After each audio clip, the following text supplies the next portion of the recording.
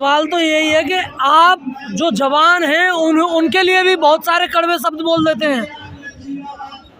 Sir मैं क्यों नहीं बोल लूं? मेरी घर की लड़ाई है क्या यार? कि कपिल फौजी के अकाउंट में 1 आधा करोड़ रुपया आएगा। अगर ये भेदभाव खत्म होंगे, पे पेंशन बढ़ेगी, तो 28 लाख सैनिकों के अकाउंट में जाएंगे। 7.5 लाख माता बहनें जो सैनिक विधवाएं उनके अकाउंट में जाएंगे। क्या कोई एक बंदा मेरे अकाउंट में 2 रुपया डालेगा? अगर एक बंदा कोई गलत है तो मैं बहुत अलग, जो मेरे को जानते हैं, मेरी यूनिट वाले जानते हैं सबसे ज़्यादा, जिनके साथ मैंने 15 साल गुजारे। उसके बाद में मेरे को जानते हैं 9.5 साल जो सैनिक समाज है, या तो मेरा डिस्ट्रिक्ट रोहतक जानता है कि जो कहूँगा ठोक के मुंह पे कहूँगा। मन भेद मेरा किसी के साथ में रहता है। गलत है तो गलत कहूँगा कि आप स्वार्थ की राजनीति करें। आप पिछले सालों में क्या कर रही थी और आज आप क्या कर रहे हो? आप क्यों, मतलब एक आदमी को नहीं हो जाता, मतलब एक बीमारी टाइप की कि मैं शब्द हमेशा खा जाएगा, अहंकार खा जाएगा। अच्छा, किसी का ये बिजनेस भी तो हो सकता है, आप ये बोल रहे हैं। वही तो कह यार, सवाल भी तू ही और उत्तर भी तू ही दे रहा है। किसी का ये बिजनेस भी तो हो सकता है कि जिसे जो अलग अलग पॉलिटिकल पार्टी है उनसे मिलने का मौका मिल रहा है। यही किसी का इवेंट मैनेजमेंट का काम हो सकता है। यही अब ये कह दिया ना पत्रकार, आपने अपने मुंह से कह दिया ना, मैंने तो नहीं कहवाया। ऐसे देखो, आंदोलन जो है ना वो एक परिवार है। इसमें अच्छे बुरे सब कुछ व्यक्ति होते हैं एक परिवार की तरह। कभी कभी लाइट चली भी जाती है, कभी कभी लाइट आ भी जाती है। आपके घर के अंदर एक आधा आदमी नशीले पदार्थ पी के और दारू पी के घर के अंदर झगड़ा कर देता, ये कर देता, वो कर देता, क्या करते हैं फिर घर वाले? उसको बाहर निकाल देते हैं, उसका नशा ढीला हो जाएगा, बाद में आ जाएगा। ऐसे ही सारे आपने जिन लोगों को बाहर निकाला उनका नशा ढीला किया? नहीं, वो तो जो बाहर गए तो बाहर गए, वो तो बाहर गए। देखो, माता बहनें सुबह उठते ही सबसे पहले काम उनका ये होता है कि घर के अंदर झाड़ू मारना, और झाड़ू मार के कचरे को बाहर लेके आना। वो कचरे इकट्ठा होने के बाद में उस कचरे को रसोई में ले जाके नहीं रखती, वो कचरा तो फेंक दिया कूड़े में, चला गया। बस आपकी इन्हीं बातों से जो ज्यादातर काफी जो जवान हैं वो आपको पसंद नहीं करते हैं। मेरे को पूरा देश पसंद करता है मेरी कड़वी बातों को। क्योंकि मैं 28 लाख पूरे सैनिकों का चेता, क्योंकि मैं जितना कड़वा बोलूंगा उतना यो आंदोलन मजबूत होगा। और 9.5 साल तक हम कड़वे बोलते आए हुए। मैं अपने आप को मीठा बोलना जिस दिन मैंने सीख लिया ना, उस दिन मैं या तो किसी राजनीतिक दल के तलवे चाट रहा हूँ या किसी और व्यक्ति के मैं तलवे चाट रहा हूँ। अब मैं क्या कड़वा हूँ? हमारे एक नेशनल एडवाइजर है सूबेदार मेजर गोसल साहब, आपने देखे होंगे सरदार जी पंजाब में, वो तो और भी कड़वे हैं। कई दफे बात भी की। अरे जब हमारी कमेटी के जो मुख्य व्यक्ति कड़वे हैं तो निचले तो और भी कड़वे होंगे। उन्होंने तो परसों बोल दिया ना, तो कड़वापन छोड़ देंगे और जितना होगा उतना बोल लेंगे, क्योंकि हमारी मांगे जायज है और ये मांगे 28 लाख पूरे सैनिकों की लेके चल रही। इसलिए भाई मीठी सब्जी हम खाते नहीं, मिर्च डाल के सब खाते हैं। तो ये कोई बात नहीं है कि कड़वा भाई अपनी मांगों के लिए बोल रहे। मीठा तो यार वो बोले थे ना 2015 में बोले थे रिटायर्ड ऑफिसर, खूब मीठा बोले थे, मेरा जवान मेरा जवान मेरा जवान, मेरी सैनिक माता विधवाएं, मेरी बहनें सैनिक विधवाएं, गुजारा नहीं होता, मेरे जवान कम उम्र में रिटायरमेंट आ जाते। कभी ये कहा उन्होंने कि ऑफिसर 54 से 60 साल की उम्र में रिटायरमेंट आता है, उनको 1 रैंक 1 पेंशन लागू नहीं है। उन्होंने बोला सेकंड रिवीजन में कि जैसे रैंक को 1 रुपया नहीं बढ़ा। वो तो ये कह रहे हैं हंस के, इनकी तो पहले ही बहुत ज़्यादा बढ़ी हुई थी। तो मीठा तो वो बोल रहा है, जो ब्रिगेडियर हंस रहे हैं उनके ऊपर कि 5 लाख का एरियर ले गए, और वो कह रहा है क्या जेसीओ रैंक को तो पहले ही बहुत बड़ी हुई थी। परमेश्वर के बारे में बोलते हैं नहीं, ये जवान तो कम उम्र में रिटायरमेंट आ जाते हैं, अब इनका लिए नहीं है। अच्छा, मेरा एक और सवाल है। आप लोगों की एक मीटिंग हुई थी 9 अप्रैल को। उस अप्रैल में आपने अपने जो अलग अलग संगठन थे सभी संगठनों को एक छाते के नीचे लाए और आपने एक अपनी जो फेडरेशन है वो बनाई। लेकिन अभी तक जो उसके अध्यक्ष चुने गए थे, अभी तक जो आपकी फेडरेशन है सबसे पहली बात, तो उसके जो बाकी के जो पदाधिकारी हैं वो नियुक्त नहीं किए गए हैं, और जो फेडरेशन है अभी जो काम नहीं कर रही है, इसका पीछे क्या रीज़न है? फेडरेशन ही काम कर रही है। जो 30 अप्रैल की जो कॉल है वो फेडरेशन के अध्यक्ष सूबेदार अर्जुन सिंह राठौड़ की तरफ से किए हुए और उसको आगे बढ़ा रहे हैं। ऐसा नहीं है फेडरेशन को बनाना कोई बच्चों का खेल नहीं कि आपने एक दिन में बना दिया।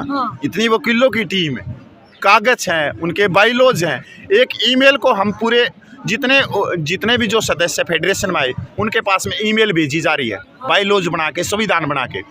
वहाँ से वो कुछ उसके अंदर और कुछ जुड़वाना चाहते हैं, उस बाइलॉज में और कठोर बनाना चाहते हैं, तो वो ईमेल वापस आती है।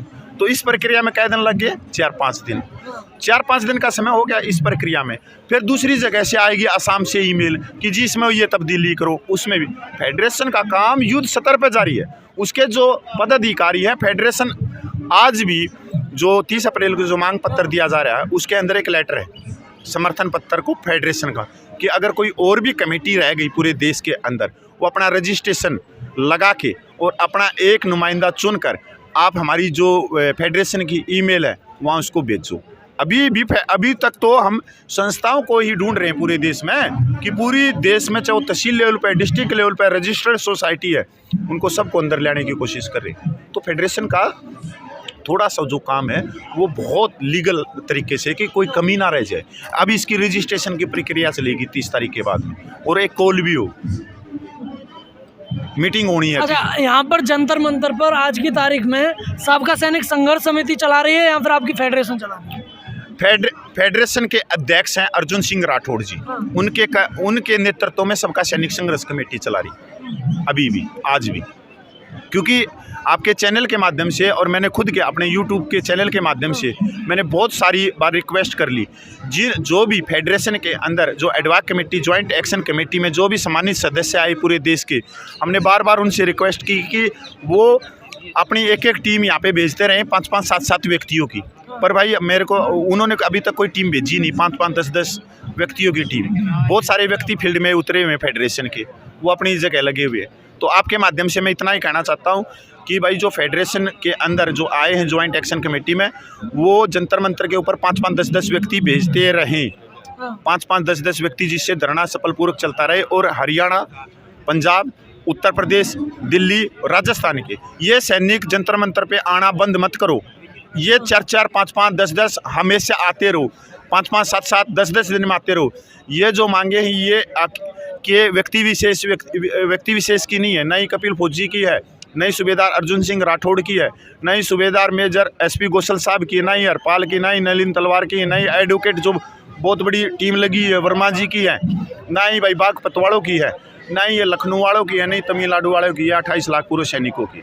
तो ये तो वो आएंगी ना जब वो रह गई कि आज भी भाई सबका कमेटी नेतृत्व तो उनका है। क्योंकि आज भी आंदोलन की जो है रूप, ये जो हम यहाँ कर क्या रहे, एडमिनिस्ट्रेशन जो सैनिक है उनको चाय पिला दिया, उनके कप्पों को उठा दिया, खाना खिला दिया, उनकी प्लेटों को उठा दिया, ऐसा थोड़ी है। ये मेरे को तो यहाँ पे तुरंत प्रभाव से उतारा गया क्योंकि पहलवानों का यहाँ धरना चल पड़ा।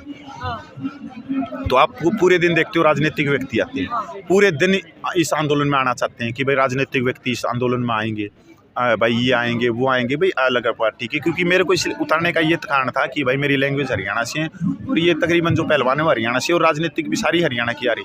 तो उनको समझाऊं अपने फौजी भाइयों की, नहीं भाई इसमें राजनीतिक कोई व्यक्ति नहीं आए। फिर आज मान लो हरियाणा की कोई पार्टी इसमें आ गई तो कल केरला से कोई पार्टी लेके आ जाएगा, फिर राजस्थान से, फिर ऐसे तो पूरा देश लाने लग जाएगा। इसका तो कोई मतलब नहीं है सर। तो इसलिए मेरी ड्यूटी यहाँ पे एकदम। तो क्या जो यहाँ पर जैसे उत्तराखंड, उत्तर प्रदेश, पंजाब, हरियाणा और अब जो राजस्थान है, इनके लोग हैं जो अलग अलग डिस्ट्रिक्ट से यहाँ पर इन लोगों ने लगातार अलग अलग टाइम पे धरना किया, तो आपको क्या लगता है कि वो एक बार आके ये समझ लेते कि हमारी ड्यूटी खत्म हो गई है? मतलब ये चला जाता है कि भाई अभी जैसे हमारा टर्न खत्म हो गया, जैसे पंजाब वाले हैं, भाई अभी हमने तो 15 दिन चला दिया, अभी दूसरी स्टेट की जिम्मेवारी है। नहीं, ये 15 दिन चलाने का कारण क्या है कि जो खुफिया विभाग को ये पता लगे, खुफिया विभाग के द्वारा भारत सरकार को, कि ये मांगे पंजाब सूबे की नहीं है, हरियाणा राज्य की नहीं है, उत्तर प्रदेश के सैनिकों की नहीं है, उत्तराखंड के सैनिकों की नहीं है, राजस्थान के सैनिकों की नहीं है, पूरे देश के सैनिकों की है। और इस आंदोलन में जो बढ़ चढ़कर हिस्सा ले रहे हैं, ये किसी एक ज़िले की मांग नहीं है, ये अलग अलग ज़िलों में रहने वाले पूरे सैनिकों की है। इसमें अलग अलग स्टेट जो भागीदारी ले रही है कि ये सभी 28 लाख पूरे सैनिकों की है। तो हमें एक अगर केंद्र सरकार के कहीं दिमाग में थोड़ा बहुत मैल बैठा हो तो उस मैल के ऊपर रबड़ मारने की कोशिश कर रहे हैं कि नहीं, ये 28 लाख पूरे सैनिकों की मांगे। तो ये इस धरने का चलाने का। और दूसरी जो स्टेट है जैसे पंजाब है, हरियाणा है, उत्तर प्रदेश है, दिल्ली है, इनके जो डिस्ट्रिक्ट के अंदर प्रधान बैठे हैं भाई, उनको जिम्मेवारी है उनकी कि अब 50 डिग्री सेल्सियस का तापमान चल रहा है, 5-5, 7-7 व्यक्तियों को भेजते रही। और आपके चैनल के माध्यम से भी बताना चाहता हूँ कि वो हर हफ्ते पूरे देश भर में अपने अपने डिस्ट्रिक्ट में, तहसील लेवल में हर हफ्ते मीटिंग करें और मीटिंगों के अंदर हमारे सैनिक भाइयों से 100 200 रुपया, 400 रुपया इकट्ठा करें और उस पैसे को अपने पास में रखें, क्योंकि कभी भी कोई बड़ी कॉल हो सकती है। और जब बड़ी कॉल होगी तो हमारे को गाड़ियों की ज़रूरत पड़ेगी। उन डिस्ट्रिक्टों के अंदर वो अपने सैनिक भाइयों को गाड़ियाँ करके दिल्ली में लाने का काम करेंगे। वो पैसा उन्हीं के पास में रखेगा, पर इतना पैसा उनके पास में होना चाहिए कि वो उससे पहले गाड़ी है, बस है, सब कुछ कर लें, क्योंकि ये जो मांगे हैं ये किसी एक सैनिक की नहीं है, तो सबको बढ़ चढ़ कर हिस्सा लेना पड़ेगा भाई।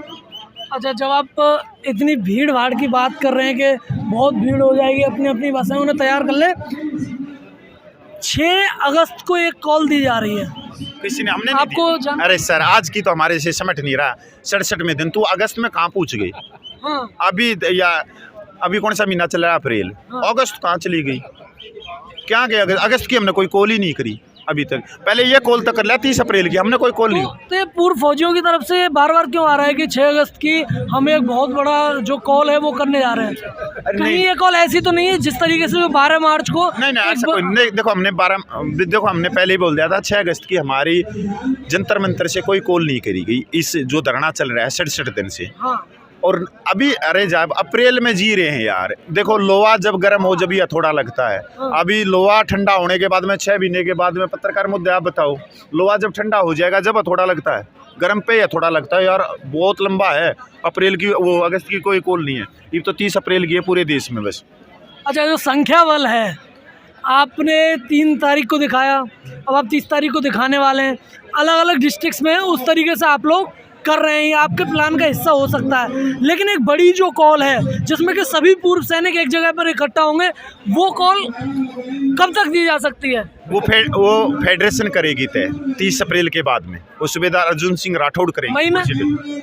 ये मैं कुछ नहीं बता सकता, मेरे पता ही नहीं। अभी मैं कह दूं मई में या जून में, वो तो यार समय का एक देखते हैं रूप, क्योंकि 6 तारीख को तमिलनाडु यहाँ पे आ रहा है, तमिलनाडु। हाँ। और हो सकता है कि 6 तारीख के बाद में कोई बड़ी मीटिंग होगी। 6 तारीख के बाद तमिलनाडु आ रहा है धरने की कमांड करने के लिए।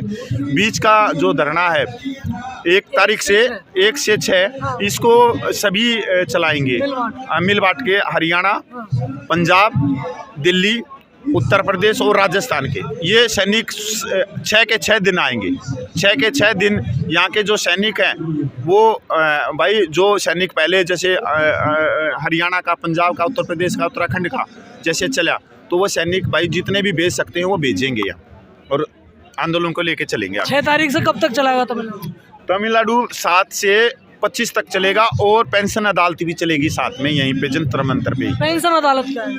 जिनको भी जो पेंशन में जो कुछ की कमी है, पेंशन ठीक नहीं आ रही है, बहुत सारी चीज़ें हैं, मतलब हमारे को मालूम भी नहीं कि हमारी डिसेबल जो पूर्व फौजी हैं उनकी हेल्प के लिए बहुत सारी सैनिक विधवाएं, उनकी जो पेंशन बननी थी वह कम आ रही है। किसी का किसी का डिसेबिलिटी पेंशन है, कोई वार इंजरी है और उसको नॉर्मल मिल रही है, या जो 50% बोर्ड बेंडिंग है वो कम मिल रही है, मतलब बहुत सारी है। जिसको भी कोई समस्या हो चले, जंतर मंतर जो पूर्व सैनिक हैं उनके लिए एक पाठशाला बन गया है। हाँ, नहीं, वो जो हमारी तमिलनाडु की जो है वो स्पेशलिस्ट टीम है। जो वो पूरे आएंगे, हमारे एयरफोर्स के बहुत सारे सैनिक हैं उसमें, और वो बहुत ज़्यादा गहराई से इसकी जानकारी रखते हैं। वैसे तो तीनों सेनाओं के हैं, बहुत गहराई से उसकी जानकारी रखते हैं। तो हमारा एक वो है कि भाई अगर आसपास के दिल्ली के, उत्तर प्रदेश के, हरियाणा के सैनिक अगर किसी की पेंशन ठीक हो जाए तो हमारा क्या जाएगा, धरना चलता रहेगा। एक टीम वहाँ लगी रहेगी, उनके कागज चेक करना, उनके एप्लीकेशन बनाना, तो वो भी करेंगे इसके अंदर। सही। और हाँ, ठीक है, धन्यवाद भाई।